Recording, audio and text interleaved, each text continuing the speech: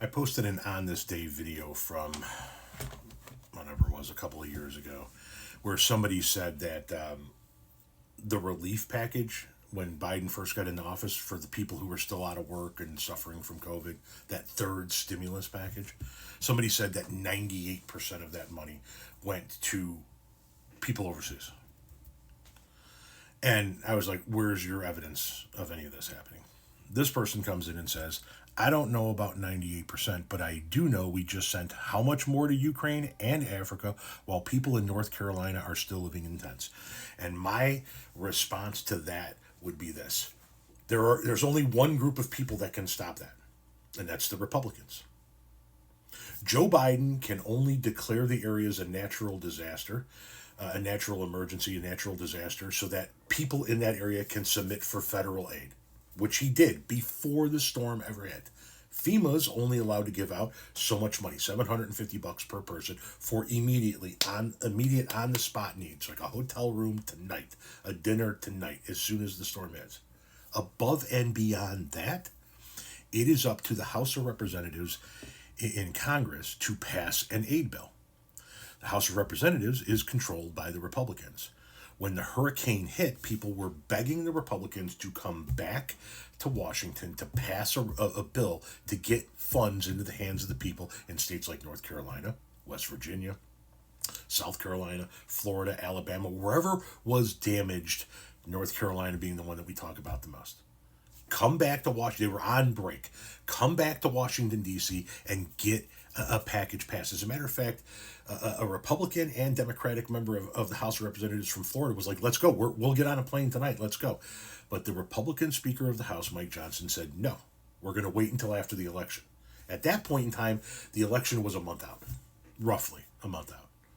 So he was saying to the people of North Carolina, you're going to have to wait until we come back from vacation, because we can't be bothered getting on a plane and flying back to Washington, D.C. to take a simple vote in order to get money into your hands.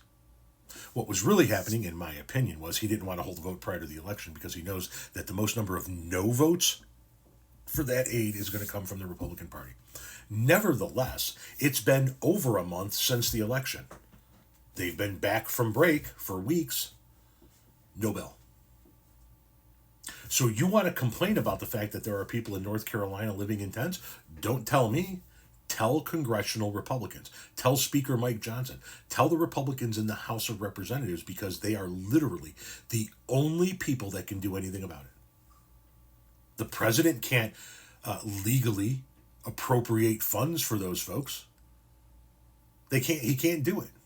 FEMA only has so much money, and they're limited in what they have because the Republicans would not give them more money to operate with.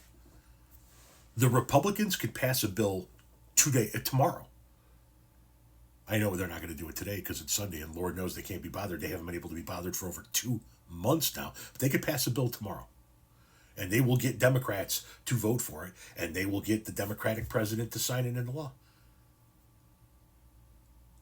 They could pass a bill tomorrow. 10 billion, 15 billion, 20 billion, 30 billion. What do the people of North Carolina need? They could get it done. What are they waiting for? Why has there been no bill from the Republican House of Representatives when literally they are the only people that can get it done? We can actually help people overseas and help the people of North Carolina together, but the president can't do both. He legally cannot do both. The only people right now that can help the people of North Carolina are the Republicans in the House of Representatives. And for whatever reason, they're not doing shit. Nothing. We're not even hearing them talk about it. Why?